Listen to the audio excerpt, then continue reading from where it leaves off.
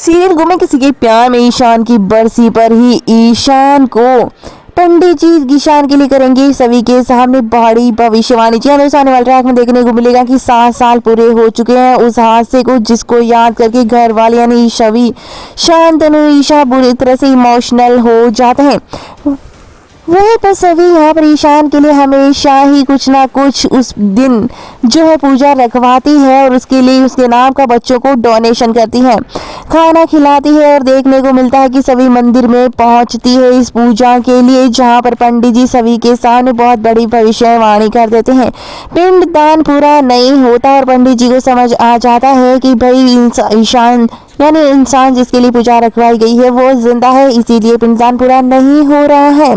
पंडित जी साफ कह देते हैं, वही पंडित जी जिन्होंने सभी और ईशान की शादी का जो गवाह बने थे, आंखों के सामने जिनके फेरे लिए थे सभी और ईशान ने, वही पंडित जी सभी के सामने बड़ी भविष्यवाणी करते और कहते कि मुझे लगता है कि तुम्हें बड़ी गलतफहमी हुई है।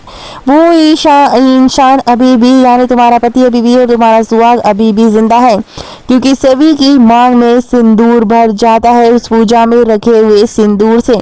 और ये सब देखकर पंडित जी सभी को बताते कि तुम्हारा सुहाग तो जिंदा है, तुम किसके लिए पूजा रखवा रही हो। सभी ये भविष्यवाणी यानी ये सच जानकर शॉक्ड रह जाती है। और ईशा मैम शांतनु कहते पंडित जी ये आप क्या कह रहे हैं, हमारे आंखों के सामने उसने दम तोड़ा था। लेकिन पंडित जी कहते कि शायद आंखों देखा हुआ भी कभी सच नहीं होता है। और पंडित जी यहाँ पर उन्हें एक बार फिर से सच जानने के लिए मजबूर कर देंगे।